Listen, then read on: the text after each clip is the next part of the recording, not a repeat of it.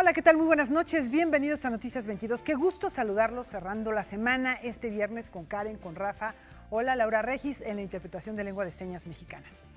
Karen. Muy buenas noches, amigos de Noticias 22, viernes de ciencia, y vamos a hablar de la entomofagia, es el consumo de insectos. Van a ver qué ricos y qué nutritivos son. Tenemos un programa así variado, Karen, Laura, amigos del auditorio, pero vamos a arrancar con una triste noticia, una ausencia muy importante en lo que respecta a la fotografía documental. Un hombre que recorrió cámara en mano gran parte del territorio nacional, dejando una profunda huella y un legado muy importante fotográfico, quien alcanzó la inmortalidad. ENIAC Martínez falleció hoy al mediodía. Enviamos un abrazo solidario a sus familiares, a sus amigos, y hay que celebrar, por supuesto, su vida, su obra, su trabajo. Y acababa de presentar en su última aparición en público, precisamente la semana pasada, en San Ildefonso presentó el libro Basura, que es un proyecto en el que trabajó durante 4 años y que precisamente tuvimos la oportunidad de platicar con él, y esto es la nota de lo que ocurrió ese día. Imágenes de objetos, empaques, botellas de plástico, zapatos y muebles que son desechados por los habitantes del país y que terminan en rellenos sanitarios como el del bordo de Xochiaca en Nezahualcóyotl, Estado de México, integran el libro Basura del fotógrafo y cineasta ENIAC Martínez. Se trata de 108 fotografías que invitan a una reflexión sobre el consumo desmedido y la contaminación que éste genera. Recorrí desde Yucatán hasta Tijuana, en Baja California. Estuve tratando de realmente buscando lo que fuera realmente ejemplificara los problemas más grandes de la basura en diferentes lugares de la República y por supuesto la Ciudad de México, ¿no? Pues traté de, a través de todas las zonas fotografiadas, dar realmente una imagen de pues todo lo que tú realmente leas al país en estas imágenes. El recorrido le llevó al fotógrafo mexicano 3 años y le tomó uno más realizar la selección y edición del libro, que divide en 3 ejes temáticos. El primero se inspira en el origen de los artículos que se convierten en contaminantes. El siguiente eje sería el relleno sanitario como tal, que es una especie de, pues sí, una especie de ciudades en las cuales la gente realmente ves todo este inframundo de la gente que se dedica al trabajo de la basura, y un tercer eje que sería como la parte más esperanzosa, que sería el proceso de reciclaje de la basura desde pequeños lugares donde la gente va vendiendo lo que puede, que va recogiendo cosas, que va trabajando, por ejemplo, conocimos en Oaxaca, con neumáticos, con llantas, que hacen muebles, hacen columpios, hacen mesas, sillones. Desde eso, pues, a empresas muy grandes, las cuales sí, pues ya están comercializando, por ejemplo, las botellas de plástico. Un trabajo que, más allá de describir, evoca y estimula a los lectores a cuestionar los niveles de basura generados por la sociedad mexicana. Noticias 22, Karen Rivera. Hay unas series de fotografías que también hizo ENIAC Martínez, que son litorales, ríos, caminos. Él, como ustedes lo vieron ahora en esta nota que nos presentó Karen, siempre ordenaba las fotografías que hacían, no digamos que tomaba fotos porque eran bellas, no solo por eso, sino siempre tenía un sentido, siempre había un concepto y tenía que ver con lo que él recorría. Entonces él recorrió la República Mexicana por los 4 costados y fue documentando. De pronto había ríos en buenas condiciones o regulares condiciones, pero gran parte de ellos estaban contaminados. Y él, bueno, sin ninguna búsqueda de ocultar esto, todo lo contrario, prácticamente es una fotografía periodística. Podríamos decir que a través de su trabajo se pueden leer los diferentes paisajes de México y se puede leer también esta crítica que se hace en torno a la contaminación, en torno al uso de la basura, en torno al uso de los ríos, a cómo los ríos también forman como un asesinato de los humanos, como el río Bravo, por ejemplo, pero bueno, pues se queda su trabajo fotográfico, que sí Y es libros ciertamente publicados. periodístico, sus libros publicados. Camino Real Tierra Adentro es una gran recomendación, esos recorridos que hizo además por Oaxaca. Vaya pues un recuerdo a Iñaki Martínez y un abrazo a su familia. Y en otros temas, habitantes de la Ciudad de México han elegido, faltan unos meses todavía, pero ya se eligió, se hizo ¿Cómo ya, consenso. de plano? Sí, para ¿Tan saber pronto? quién hará la ofrenda monumental en el Zócalo capitalino. De entre los 228 proyectos que respondieron a la convocatoria para el altar monumental de Día de Muertos en la plancha del Zócalo capitalino, 6 fueron elegidos como semifinalistas por un consejo curatorial integrado por Margarita de Orellana, Marta Turok y Demián Flores. Las 6 maquetas semifinalistas fueron exhibidas al público entre el 12 y el 21 de julio y sometidas a votación de los ciudadanos. De los más de 53,000 votos emitidos, casi 21,000 eligieron al proyecto ganador, Altar de Altares. Se llama Altar de Altares porque es un gran altar que abarca casi toda la plancha del Zócalo, pero en realidad está compuesto principalmente por 4 altares monumentales de distintas regiones del país. Digamos que en el trazo del diseño hay 4 puntos cardinales y a cada punto le corresponde una región distinta. Mi preocupación principal fue que trascender en mi propuesta la función decorativa, no solamente adornar el Zócalo, porque estoy convencido de que el Día de Muertos pues, no es una fiesta temática, sino que es una manifestación cultural importantísima. Altar de Altares integra artesanías de diversas regiones del país, papel picado, instalaciones cinéticas con iluminación. La propuesta dialoga con el entorno arquitectónico. La forma arquitectónica, digamos, está en diálogo muy claro con el entorno y sobre todo con el simbolismo, ¿no? La idea de centro, la idea de los puntos que se expanden, los 4 rumbos y siempre ese sincretismo que nos constituye, ¿no?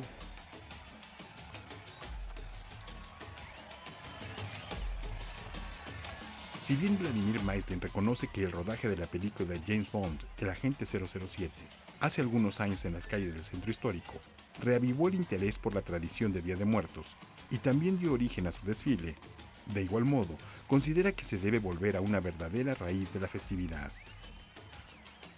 Sí creo que también este tipo de cosas refuerzan un estereotipo que lo que a mí me parece pues, lamentable es que es una visión reducida. Entonces me parece muy importante hacer como resistencia o crear otras formas para realmente visibilizar toda la riqueza que tenemos y que justo estos discursos, digamos, hegemónicos, pues están ocultando, ¿no?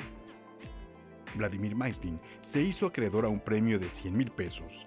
La construcción de su proyecto contará con el financiamiento del gobierno capitalino. Altar de Altares será inaugurado en la Plaza del Zócalo capitalino el 25 de octubre próximo. Noticias 22, Víctor Gaspar.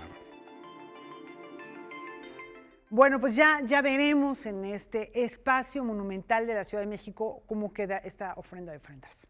Y este fin de semana la Ciudad de México vibrará al ritmo de trova con la presencia del legendario cantautor brasileño Caetano Veloso.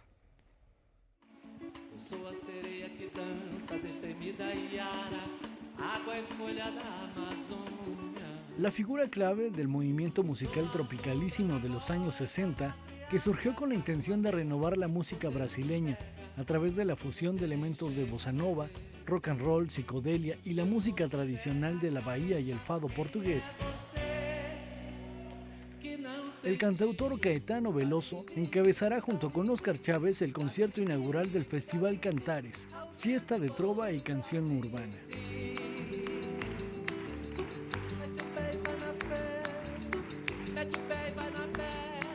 La canción en Brasil ha sido siempre muy fuerte, es uno de los aspectos de la cultura brasileña más, ¿cómo puedo decir?, saludable, que ha mostrado ser capaz de caminar a través de las situaciones más distintas, sociales, históricas y políticas, y creo que sigue y seguirá siendo así. vezes no silêncio da noite.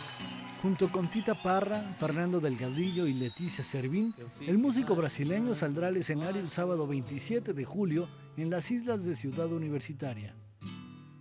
Lo más importante para mí es que esté aquí, que pueda cantar en una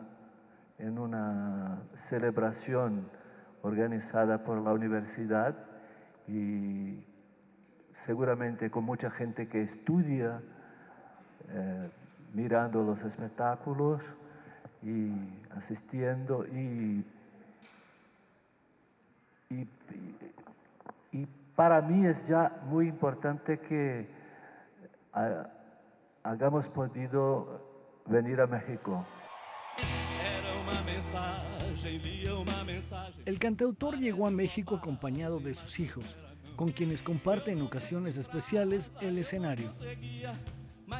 Pensamos en algunas canciones mexicanas y sobre todo mi hijo mayor sabe muchas y como yo también, y cantábamos mientras volvíamos de Teotihuacán algunas canciones como para elegir una u otra para cantar ahí. Pero sí, Cucurrucucu Paloma, yo creo que cantaré así. En este encuentro musical participarán más de 50 cantautores nacionales y extranjeros, quienes ofrecerán conciertos gratuitos durante el 27 y 28 de julio en recintos como el Museo de la Ciudad de México, el Jardín Hidalgo de Coyoacán, el Teatro Ángela Peralta y en algunas estaciones del sistema colectivo Metro. México es muy fuerte, tiene un significado muy fuerte para mí, con la música y la característica, la personalidad de la nación mexicana. Noticias 22, Óscar Cortés. Fala que me ama, só quer a boca pra fora. Oye, no, pues esto no hay que perdérselo, Rafa, Karen. La verdad es que es un extraordinario cantante con un sentimiento tan profundo. Yo creo que van a ser realmente conciertos mágicos. Memorables. Y antes de la pausa queremos felicitar al fotógrafo Santiago Arau y al editor Diego Rabasa, directores del cortometraje. ¿Se acuerdan cuando lo presentamos aquí? Ciudad Herida. Por el cual han sido nominados a los premios Emmys en la categoría Nuevos Enfoques en Arte, Estilo de Vida y Cultura. Ciudad Herida, publicado por The New York Times en la serie documental A Moment in Mexico, es un testimonio de las alturas, los días posteriores al sismo del 19 de septiembre y la forma en que los capitalinos unieron fuerzas ante esta adversidad. Bueno, fue hecho con drones, la gran parte de las imágenes que se presentan en este documental, que por cierto, Canal 22 lo presentó de manera muy, muy especial y exclusiva para el público de esta televisora. Ahora están nominados al Emmy. Muchas felicidades, enhorabuena. Ya están nominados, es también sinónimo de éxito. Vamos a una breve pausa. Sí, y regresamos con más.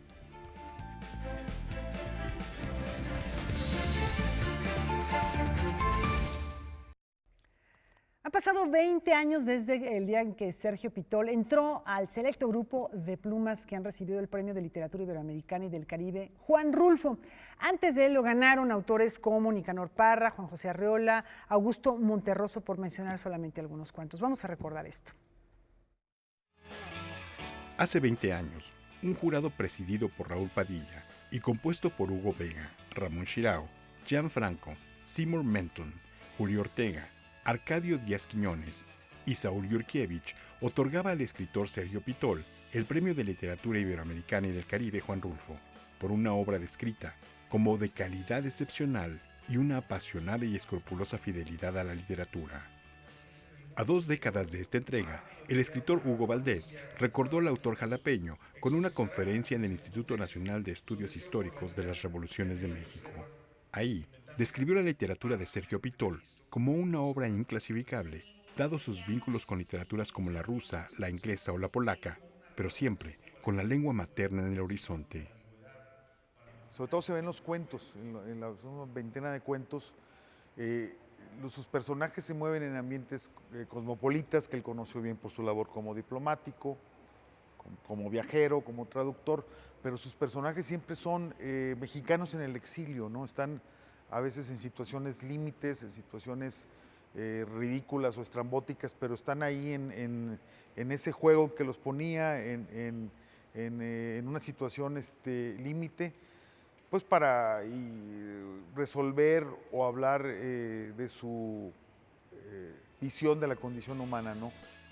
Y dada que la ocasión fue para conmemorar las 2 décadas de que el escritor veracruzano Sergio Pitol recibía el premio que lleva el nombre del célebre jalisciense, Hugo Valdés comentó un paralelismo. En el caso de la influencia de Rulfo sí está, que fue con el primero, con Victorio Ferri, cuenta un cuento, pareciera una subversión o el modo de trabajar Macario de Rulfo, por ejemplo, pero su versión muy particular, ¿no? Tiene muchos puntos en común, ¿no? Figuras como William Faulkner y Anton Chekhov estuvieron literariamente cerca de Sergio Pitol, aunque, a decir de Hugo Valdés, es poco leído en las nuevas generaciones. Que haya brechas generacionales, 20 o 30 años ya se sienten ajenos, o sea, ajenos y sin el menor interés de decir, bueno, dicen que tal escritor es bueno, pero dice, no me interesa saber por qué es bueno, ¿no? Entonces eso me parece pues lamentable, ¿no? En el caso de alguien que puede darles bastantes más. Noticias 22, Víctor Gaspar. Y ahora es Viernes de Ciencia, aquí está Karen Rivera.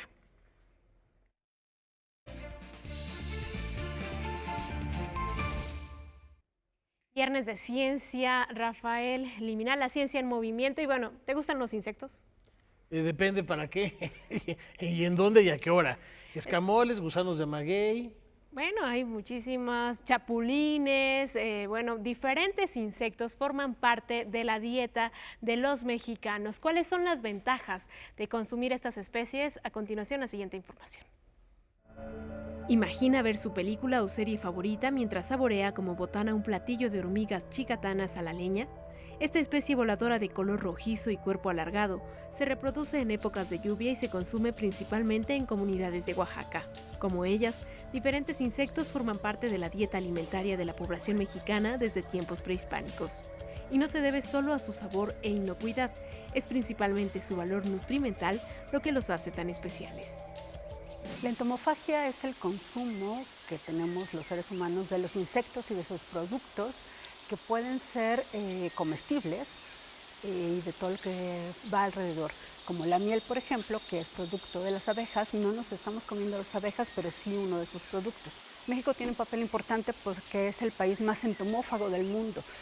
De todas las especies comestibles que hay registradas, México tiene la mayoría. De las 1029 aproximadamente que hay en el mundo, en México hay 543. Los insectos tienen un alto nivel de proteínas y también tienen un adecuado nivel de grasas. Si nosotros medimos la cantidad de proteínas, hay mayor cantidad de proteínas en un insecto que en la misma cantidad de masa de una vaca o de un ave. De acuerdo con la investigadora del Instituto de Biología de la UNAM, Julieta Ramos Elorduy, en su libro Los insectos se comen, el organismo de estos invertebrados de pequeño tamaño posee de 65 a 70% de proteínas de buena calidad que supera a las que aporta al cuerpo humano el pollo, la res y el maíz. Algunos son ricos en vitaminas B, C y A, y otros más poseen minerales como las moscas, que tienen calcio, las termitas fósforo y los chapulines hierro. Además, supera la cantidad de energía que brindan las leguminosas y verduras.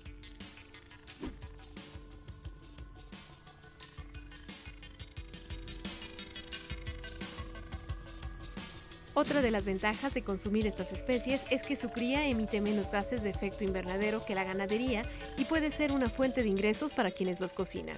Así lo asegura la profesora de química del Instituto Escuela, Gabriela Pérez.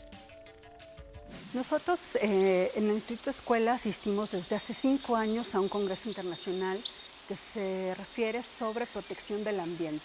Lo que nosotros propusimos en el Instituto Escuela, en este congreso que se llevó a cabo en Turquía, fue la entomofagia desde el punto de vista de la Ciudad de México.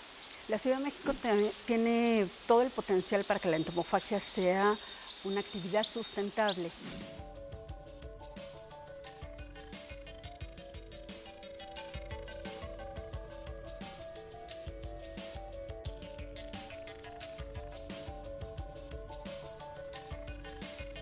Hace unos años, 2012, la FAO propuso la entomofagia como una medida para contrarrestar un poco los efectos del hambre, el aumento del hambre a nivel mundial. Que el alimento del futuro sean los insectos no es un tema nuevo, es un tema que la FAO viene manejando, pero no es novedad tampoco para México. En México se ha trabajado con los insectos de hace muchísimos años y en algún momento se perdió la continuidad. Creo que estamos a tiempo de, en la Ciudad de México, recuperar este hábito y aprovechar lo que sí tenemos como recurso, que son todos estos insectos. Bueno, como ya escuchamos, Rafael, se consumen los insectos desde tiempos prehispánicos, forman parte de la dieta de algunas comunidades de los mexicanos. Y es importante si uno piensa en los datos de la FAO, por ejemplo, se van a tener para el 2030 aproximadamente 9,000 millones de habitantes y un gran porcentaje de ellos viven en la desnutrición. Por eso se habla de que los insectos podrían ser una buena alternativa para mitigar un poco el hambre que pasa en algunas comunidades y suplir algunos alimentos como la carne, el pollo y sobre todo evitar contaminar. No todos se ven tan apetitosos, pero será cuestión también de acostumbrarse. Como aprendimos en la película, viscosos pero sabrosos, dice Pumba. Entonces hay que entrarle a los insectos y entender esta alternativa que existe para la alimentación y para acabar inclusive con las hambrunas. Incluso aún falta mucho por estudiar al respecto de estos animales, pero lo que se sabe hasta ahora con estudios ya científicos comprobados es que sí son ricos en nutrientes, sí son ricos algunos en minerales, como ya veíamos yo no me lo pensaría de las moscas, por ejemplo, ¿no? Y no se come eso es importante, no cualquier insecto se come, estos son estudios que se han hecho, que hay una investigación, no cualquier cosa que vean arrastrándose por su casa se la vayan a comer, son determinados insectos los que entran en esta lista. Exacto, son 546 los que tenemos aproximadamente en el país y de hecho 75 son los que hasta ahora se pueden consumir. Ahí está la información. Muchas gracias, Karen, por traer a la mesa esta oferta gastronómica. ¿Y qué más tenemos, Laura? Bueno, antes de irnos a la pausa, una recomendación. Al terminar este espacio informativo, inicia Debate 22. Se va a poner muy bueno porque hoy Álvaro Cueva va a platicar con la diputada Laura Rojas y con el actor Ariel López Padilla. Van a ver que son dos posturas completamente distintas sobre las narcoseries, famosísimas series que se están realizando en México y en otras partes del mundo. Es una apología, es una denuncia, es entretenimiento, se vale, no se vale, en fin, es un buen tema para discutir. Así que, bueno, terminando Noticias 22, quédense, volvemos en un instante.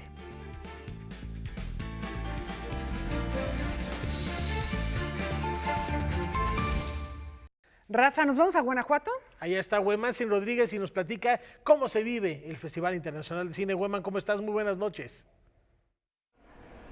¿Qué tal, Laura? Rafael, así es, estamos de nueva cuenta aquí en el Auditorio del Estado en la ciudad de Guanajuato, en donde se celebran las actividades del Festival Internacional de Cine, que ayer fue inaugurado con la película Huachicolero. Tengo el gusto de estar acompañado por Edgar Nito, quien es director de esta película. Edgar, muchas gracias por estar con nosotros. Gracias a ustedes. Edgar, cuéntanos, cuando ideaste esta película, que ha sido un proceso largo, tú eres de Irapuato, de alguna manera el festival ha tenido un impacto en tu vida a lo largo de estas 22 ediciones, y Huachicolero también se aproximó en otras ediciones de este festival, cuando todavía era un germen. Sí, en general yo he venido a este festival desde que era un festival de cortometrajes. Aquí crecí, aquí avancé mi carrera, y Huachicolero vino en etapa, creo, de guión y también en industria. Ha venido en varias etapas. Pues es un proyecto que arrancamos con la idea en 2015, el guión en 2016. Le ha tocado vivir varias etapas en el festival. Tú eres de Irapuato, y muchas de estas historias ya se sabían. Si revisamos un poco las notas y los reportajes escritos en torno al huachicol, pues podemos llegar casi hasta los años 80. Pero no había sido entendido como un fenómeno del crimen organizado. Lo que quiero decir es que pareciera que entre tantas cosas que se disculpan en México y entre tanta corrupción que hemos vivido, hay como pecatas minutas, y entre ellas era el robo de combustible, que al paso de los años se ha convertido en toda la industria, y parte de ello lo reflejas en tu película. Si bien no lo haces en la coyuntura que vivimos al principio de este trimestre, sí es una coyuntura de la región. Sí, lleva mucho tiempo pasando, como dices, sin embargo no se conocía de esa manera. Yo simplemente por estar un poco cerca de la refinería me doy cuenta de lo que está pasando y de las historias que la gente cuenta, y empezamos a crear una historia de ficción a partir de eso. Mi necesidad era contar una historia de lo que sucedía en el lugar donde crecí, que era una ciudad muy tranquila y que hoy en día es una ciudad muy violenta, y que parece que todo lo que ha generado este fenómeno del huachicol es lo que detonó que se haya vuelto un lugar muy inseguro. Edgar, si quitamos la idea del huachicol y colocamos el narcotráfico, o colocamos el crimen organizado, o el tráfico de armas, o el tráfico de productos que entran por la frontera, o la trata, lo que quiero decir es que si bien el tema que ha detonado tu película es muy importante y refleja lo que se vive en la región, lo que tú estás contando son las historias personales, los dramas personales de personas que no sabremos nunca en los periódicos, y que no importa si es el huachicol o alguna otra cosa, refleja una realidad profunda que viven millones de personas a lo largo de este país.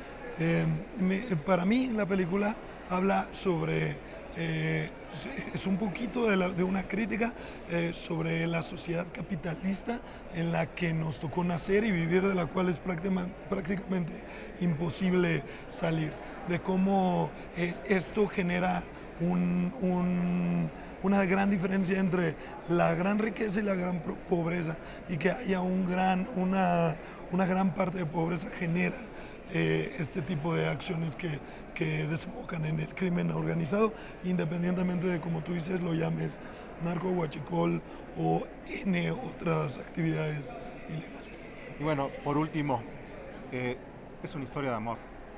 Las historias de amor no necesariamente son bellas o bonitas. El cine se ha encargado mucho en hacernos creer eso, en idealizar esa parte del amor. Pero en el amor también hay otros rostros de ello. No quiero adelantar nada para que la gente que se encuentre con la cinta lo descubra, pero son otras caras del amor, ¿no? Sí, como tú lo dices, es una historia de amor, y es una mezcla de géneros. Mucho de lo que estábamos haciendo ahí era inspirado, sí, en algunas cosas como de romance, pero que se va transformando hacia otro punto. Mejor que la vean, como tú dices, para que vean un poquito de lo que estamos platicando. Edgar, tuve el gusto también de conversar con parte de tu elenco, con el productor también, con Víctor Leisegui. ¿Te parece si vemos parte de sus comentarios? Claro. La filmamos en 2017, hace 2 años, y fue adentrarme a un mundo pues totalmente nuevo, ¿no? Aquí en Irapuato estuvimos rodándola alrededor de 4 semanas, y fue conocer, ver todos los días en los periódicos locales noticias sobre huachicoleros, tomas clandestinas, muertes, y así fue como de, ¿y por qué en la Ciudad de México no sabemos nada de esto, no? Y después de todo esto, de yo haber empezado a investigar en internet qué era el huachicol, porque íbamos a hacer un proyecto, iba a filmar una película de esto, a 2 años después vivir a inicios del 2019, venir en la carretera y no poder llegar a mi destino porque estaban cerradas las gasolinas, y estar viviendo yo esta realidad, esto natural, fue como, híjole, está muy, muy, muy cañón. Y también así de reflexionar sobre uno mismo, de no, si hago esto, voy a ocasionar esto, y o sea, te pone a reflexionar muchas cosas. Te pone a pensar de que pues sí, si se te ocurre meterte en esos pasos, pues ya te da más o menos una idea de cómo vas a acabar. Tiene que haber cine que hable de la realidad. No todo el cine tiene que hablar de la realidad por fuerza, pero tiene que haber cine que aborde los temas de todas las realidades que hay en el país, de las muchas culturas, influencias culturales que existen en México, y creo que también tiene que haber cabida en la exhibición y en la distribución para todas estas realidades y para todas estas diferentes propuestas culturales. Bien, después de escuchar estas palabras, solamente me queda preguntarte, Edgar, ¿cuál es la ruta que tiene Huachicolero? Y si cuentan ya con distribución, con alguna fecha tentativa de estreno en México. Es una película joven en su proyección o en su participación en festivales todavía. En este momento tenemos anunciado la participación de su estreno en Australia, en el Festival de Melbourne. Todavía no podemos confirmar, pero eventualmente va a haber un estreno europeo de esta película en festivales. Y estamos como intentando darle en esa ruta lo más posible en lo que conseguimos un distribuidor aquí en México. Esta es la primera vez también que se ve en México. Yo creo que aquí hay bastante gente de la industria. Eventualmente esperamos que aquí alguien se anime para distribuirla. Todavía no tenemos nadie que haya definido distribuirla en México, pero esperamos que haya un valiente que se aviente con nosotros, porque es una película pertinente, actual, entretenida y que te hace sentir muchas cosas. Yo creo que puede dar mucha batalla en los cines. ¿Y ya tienes algún plan para volver a dirigir películas? Sí, ya estamos escribiendo ahí otro guión. Por ahí te puedo adelantar que es un poquito el género de thriller policial. Perfecto, bueno, estamos muy pendientes, ya te estaremos buscando para cualquier cosa. Muchísimas gracias. Edgar, un gusto.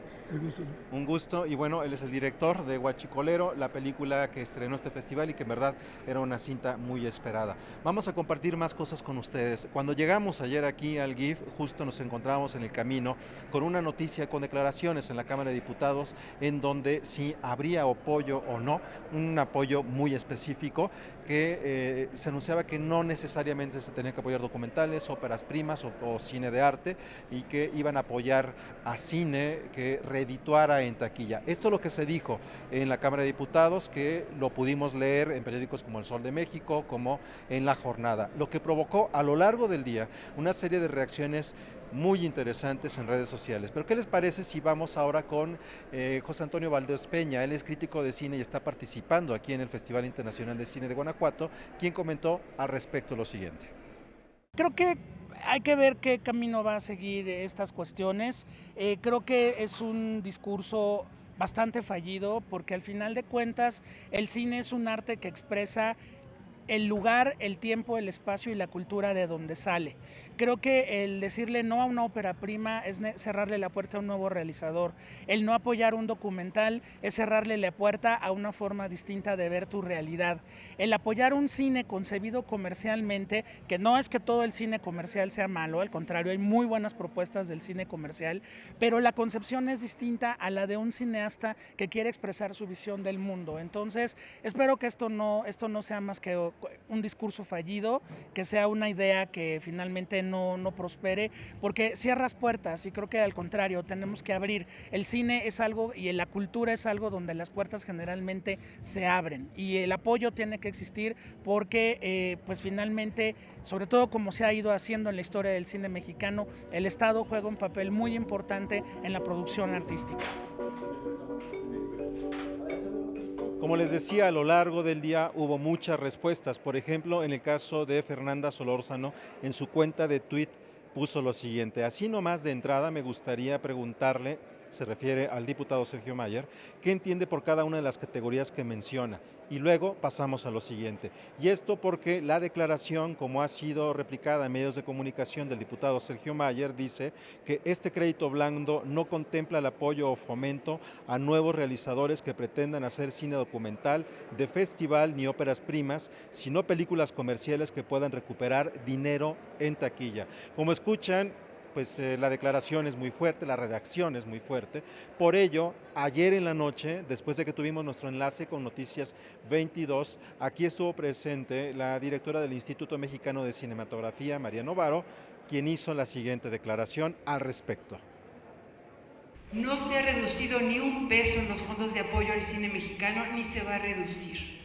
Todo está intacto, los apoyos a la producción de ficción, los apoyos al documental, por supuesto, a los cortos, a toda la creatividad. No se va a reducir ni un peso en los fondos de apoyo a la producción y ahí están intactos y funcionando. Tienen mi palabra comprometida.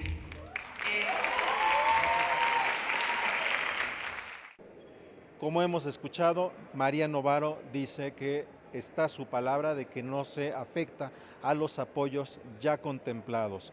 El día de hoy, Fernanda Solórzano, igual que muchas personas, por ejemplo también el maestro Felipe Casals, continuaron con algunas reflexiones en torno a lo sucedido. En el caso de Fernanda, la cito, dice: el problema persiste ya que A, no hay equipo de comunicación eficaz, porque siempre hay que aclarar todo. B, ¿por qué buscar financiamiento de lo que se financia solo? Y C, ¿por qué volver excluyentes el buen cine y el cine rentable? Bueno, son diferentes motivos que nos llama a la reflexión en un momento en el que la comunidad artística y cultural también ha estado estableciendo una serie de diálogos en lo que es el primer semestre de esta administración para ver las dinámicas de trabajo en los siguientes meses. De esta manera llegamos al final del enlace que tenemos preparado para todos ustedes desde aquí, desde la ciudad de Guanajuato. Comentarles que el día de mañana tenemos nuestra entrevista con Terry Gilliam, que se ha encontrado por acá dando muchas vueltas. Les digo que en esta parte, en el Auditorio del Estado, que está fuera de la ciudad, de hecho en alto, afuera de la ciudad, es donde se concentran todas las actividades. Sin embargo, a las 6 de la tarde, a las 8 de la noche y a las 10 de la noche, Terry Gilliam ha presentado las proyecciones de sus películas en las escalinatas de la Universidad de Guanajuato. Entonces, bueno, le ha dado un poquito de sabor a esa parte de la ciudad, mientras que aquí nos concentramos en otras cosas en este lado de la ciudad de Guanajuato. Así que el próximo lunes vamos a tener para todos ustedes los resultados del rally cinematográfico de 48 horas, el universitario, los ganadores de este festival y la entrevista con Terry Gilliam. Regresamos allá a la Ciudad de México. Buen fin de semana.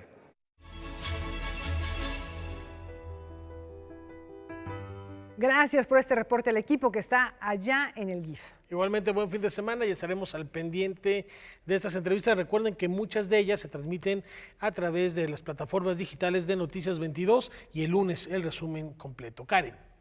Antes de la pausa, los queremos invitar a que asistan este sábado al concierto que ofrecerán el pianista Daniel Wong y el cantante Ed Lorenz en compañía del ensamble vocal Matois en la Fundación Sebastián.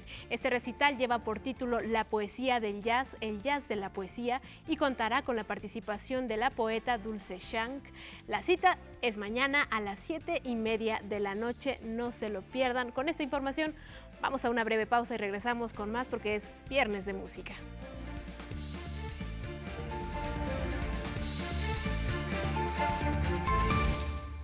Vamos con música y el encuentro de bandas sinfónicas que organiza la Universidad de las Américas. Rafa, Karen. Puebla cierra en Puebla con broche de oro. Por 4 años consecutivos, la Universidad de las Américas Puebla reúne un ensamble internacional en la Banda Sinfónica de las Américas, que se presentará en el Auditorio Blas Galindo del Centro Nacional de las Artes, con un concierto escrito y dirigido por el maestro valenciano Luis Serrano, el cual incluye un diálogo musical con el cuarteto español Barcelona Clarinet Players y la participación de más de 120 intérpretes de reconocidas bandas de México, Colombia y Estados Unidos. Es el resultado de nuestro encuentro de bandas sinfónicas, un encuentro que ya lleva 4 años de actividad en el campus de Cholula, y decidimos hacer este concierto en la Ciudad de México. Una banda sinfónica integrada por extraordinarios músicos de las principales bandas sinfónicas u orquestas sinfónicas, por supuesto, de nuestro país, ¿no? Con grandes elementos de la Banda Sinfónica La Marina, de la Policía Federal, de la propia Universidad Nacional Autónoma de México, por supuesto, integrantes avanzados de los programas académicos artísticos que tenemos en la Universidad de las Américas Puebla, y nos juntamos todos para hacer este magno concierto con obras del maestro Luis Serrano, él es español, que viene él a dirigir sus propias obras y hacer el estreno en Latinoamérica de este concierto para clarinetes, para clarinetes, ¿no? Valga la redundancia, que es con los Barcelona Clarinet Players, que son un extraordinario grupo de clarinetes, de un cuarteto de clarinetes que tiene una gran trayectoria ya en Europa y que regresan este segundo año con nosotros. El concierto se llevará a cabo el 27 de julio a las 19 horas en el CENART. Noticias 22, Omar Vera. Bueno, pues arranca este momento, digamos, de música, pero vamos a tener mucho más en un momento más. Mirando músicas, grandes bandas, grandes invitados, los que tiene esta noche el maestro Juan Arturo Brennan. Vamos contigo, Juan Arturo.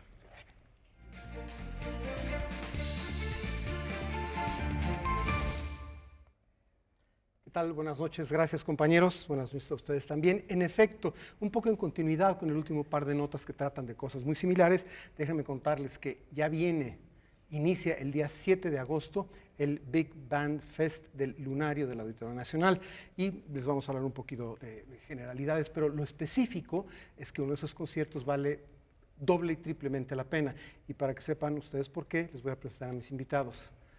Las damas primero, Nisa. Gracias. Nisa Vázquez Lamas, ella es saxofonista y además es primer saxofón de la banda. Sí. ¿Qué banda es esta de la que es primer saxofón? La Pavel Loaria Big Band Infantil y Juvenil, que lleva el nombre de su director, que no coincidentalmente está aquí. Pavel, bienvenido. Nisa, bienvenidos los dos. Muchísimas gracias. Y gracias por estar aquí. Fundación de la banda 2016 y debut en el Lunario. Así es, en 2016, el 30 de abril, arrancamos con el primer ensayo y en agosto nos invitan al primer Big Band Fest y ahí es nuestra primera presentación. ¿Podría decirse que ya son abonados al Lunario? ¿Han tocado varias veces ahí, Nisa? Sí, yo ya es mi quinto Lunario. ¡Wow! Sí, o sea, quiere decir que el Lunario ustedes tienen una relación particular, ¿sí? Pues nos han abierto la puerta y eso es de verdad muy agradecido en este país donde hace falta mucho poder llevar eventos para niños que no sean solo obras de teatro, ¿no? Ya pusiste el dedo en la primera llaga y ahí voy yo con el cuchillito. El jazz, básicamente por su armonía, ustedes dos son practicantes, por cierto, Pavel también es saxofonista, por su armonía no es una música particularmente fácil, no es la armonía parecida a la música que escuchan los niños y los jóvenes en general, ¿cierto? Pues dices llevar esta música a los niños, no solamente llevársela a ellos, sino que ellos la toquen. La pregunta es para ti, ¿qué tan difícil, tú como practicante y todavía evidentemente estás estudiando jazz, qué tan difícil es acostumbrarse a estudiar y tocar una música como jazz, que es de una armonía que no es usual? ¿Te ha costado trabajo? Sí. Más que nada la parte de la improvisación, yo siempre pensé que era algo como muy libre y podías hacer lo que quieras, pero no, sí tiene muchas reglas que tienes que seguir y aparte gracias a Pavel que nos ha enseñado mucho lo que es el fraseo de jazz y sonido y todas esas cosas que pues también te ayudan muchísimo, entonces sí es difícil, pero creo que estudiando sí se puede llegar a hacerlo bien. Por cierto, Nisa, aquí presente, tiene 15 años y yo leí por ahí, mientras me preparaba para este diálogo, que la Big Band, tú me dirás si me equivoco, tiene reglas, son de los 7 a los 18. ¿Eso quiere decir que cuando cumplen los 18, automáticamente, sí o no? Ahora hasta los 19. Ah, ya cambió. Sí, bueno, la idea es que cuando llegan a los 19 años, poder ayudarles ya sea a que ingresen a alguna escuela de nivel superior o ayudarles a que vayan a tomar algún diplomado, como fue mi caso, a otro país, ¿no? En este caso Estados Unidos. La idea es ir impulsando a los chicos. Ya el año pasado Nisa se pudo ir conmigo a Boston, es la primera mexicana, en ese momento tenía 14 años de edad, en dar una masterclass en Berkeley. ¿En Berkeley? En Berkeley. Wow. También otro chico ya se pudo ir a Francia a estudiar saxofón allá. Entonces la idea es irles ayudando. Hace 2 años me llevé a otro de los chicos, me invitaron a tocar al Carnegie Hall de Nueva York con mi cuarteto y llevé a uno de los chicos. Entonces la idea es irles ayudando, no solo dejarlos a los 19 a la deriva, ¿no? Sí, claro, evidentemente. Yo lo decía un poco por el... ¿Sabes qué? Me parece un poco el mismo proceso, un proceso similar a las orquestas del sistema venezolano y aquellas que han surgido en otros países, como la Chávez aquí. Cumplen una cierta edad y adiós, que te vaya bien. Sí, definitivamente el esquema del maestro Abreu, que comienza más o menos en 1978, me parece, es un proyecto increíble, ¿no? Está Dudamel como uno de los mejores ejemplos. Y sí, la verdad es que creo que no solo nosotros queremos replicar estos grandes proyectos. Yo no tengo la capacidad económica para llegar a un proyecto así, claro, pero con lo que puedo ayudo a todos los chicos. Ahora, es el momento del dato duro, por supuesto. Les dije que el día 7 empieza el Big Band Fest en el Lunario. ¿Dónde se van ustedes a enterar de la programación entera? En la página del Lunario. Algo me dice que está por aparecer aquí abajo, por estos, ¿no? Por aquí, la dirección electrónica, la página del Lunario, para que, ven, ahí está, para que ustedes investiguen. El dato duro se los doy yo. Pavel Loaria aquí presente con la Big Band, la Pavel Loaria Big Band Infantil y Juvenil, cuya primera saxofón es nuestra invitada Nisa. Aquí tocan el día 11, domingo, 1 de la tarde. Así es. En el Lunario. No se olviden, esta banda de la que estamos hablando hoy específicamente, el día domingo 11 a la 1 de la tarde en el Lunario del Auditorio Nacional.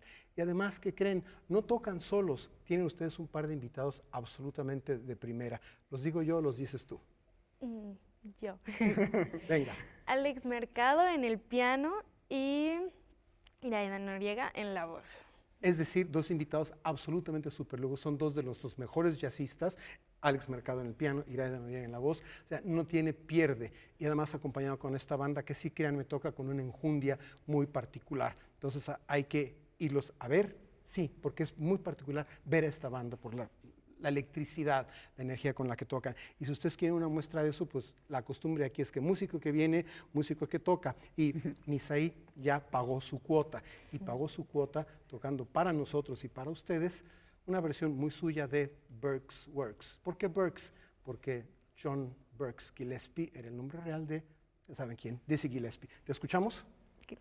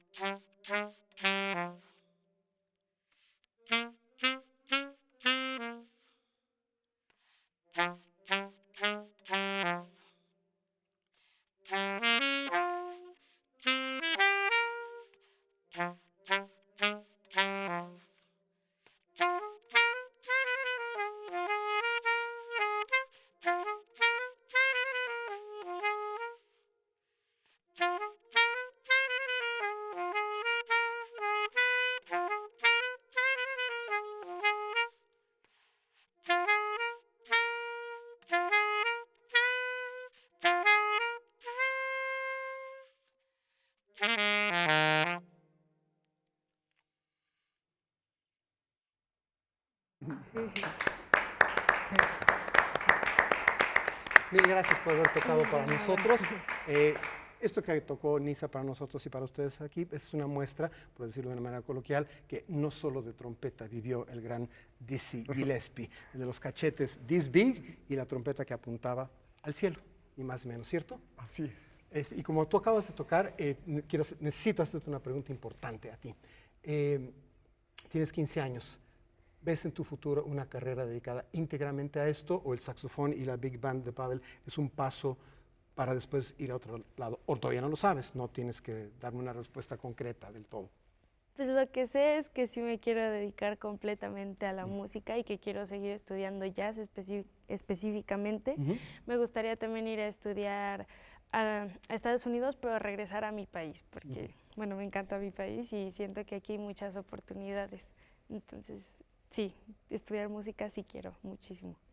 Por cierto, ya que hablamos de Big Band, quizá nuestro público no lo sabe del todo. Te pregunto muy rápidamente, ¿una Big Band tiene una dotación muy específica o son flexibles? Yo recuerdo vagamente que son 4, 4 y 4, saxofones, trombones, trompetas, más la sección rítmica. ¿Esa es tu banda o tiene algo más? Son 5, 4, 4 y 4. Realmente una Big Band tiene 18 instrumentistas. Sí puede ser flexible, muchas veces no hay cantante o no hay guitarra, Duke Ellington no tenía, y puede ser un poquito más grande dependiendo si tienes más trompetas. Pero están los horns que dicen los estadounidenses y la sección rítmica, piano, bajo y batería. Eso es de cajón. Eso es de cajón. Okay. ¿En la sección de saxofones suele haber clarinetes? Sí. ¿Ustedes tienen clarinete? Sí, yo a algunos todavía les estoy enseñando, ellos todavía, Nisaí apenas aprendió ahora a tocar saxofón soprano, entonces todavía estamos en ese proceso, porque no es nada fácil. Y así como una orquesta sinfónica tiene un violín concertino, en una Big Band el primer saxofón es el concertino. Así es. O sea que además tenemos aquí a la concertino, de la Pavel Loaria Big Band infantil y juvenil. Rápidamente recuérdanos las redes sociales donde pueden seguir el trabajo de la banda. Estamos en Facebook como Pavel Loaria Big Band, en Twitter como @PavelLoaria e Instagram Pavel Loaria. Ahí están todas las fechas y por supuesto la del lunario. O sea, con el nombre de él, le pican, le teclean, le buscan y ahí sale mágicamente. Entonces les recuerdo, el festival, el Big Band Fest, empieza el día 7, pero muy específicamente la invitación de hoy, porque esos son nuestros invitados, es el día 11, domingo, ¿sí? Domingo 11 de agosto, en el lunario del Auditorio Nacional a la 1 de la tarde. La Pavel Loaria Big Band infantil y juvenil, liderada por Nisa, aquí presente. ¿Nisaí o Nisa, qué prefieres? Los dos, Nisa, mejor. Nisa Vázquez Lamas, que es concertino, primer saxofón, y con la presencia indispensable, impecable de Alex Mercado en el piano, Iraida Noriega en la voz. De veras no exagero al decir que es un concierto, es una tocada que no hay que perderse. El día 7 a las 11, perdón, el día 11. El día 11 a la 1 en el lunar. El día 7 es cuando empieza, ¿sí? No se lo pierdan. Gracias, Pavel, por estar aquí esta noche. Nisa, gracias por venir. Y gracias dobles por haber tocado. Y nos quedamos y nos despedimos con un poco de música de la mismísima Big Band de la que hemos estado hablando. Gracias. No se pierdan el concierto. Noti el lunes, yo mirando músicas el próximo viernes. Mientras tanto, no comeré un solo insecto. Me rehúso. Muchas gracias, chatarra. Gracias. Gracias, Juan Arturo. Muchas gracias por estar aquí para el Muchas gracias. Y vamos a disfrutar esta cuestión que ya anticipa mi querido Juan Arturo, a la Big Band Jazz Juvenil, que está aquí esta noche, representada por su director y su saxo solista. ¿Qué jam se antoja? Se súper antoja estar ahí esa noche para vivir los ritmos sincopados. Gracias a ustedes. Disfrútenlo. Excelente fin de semana.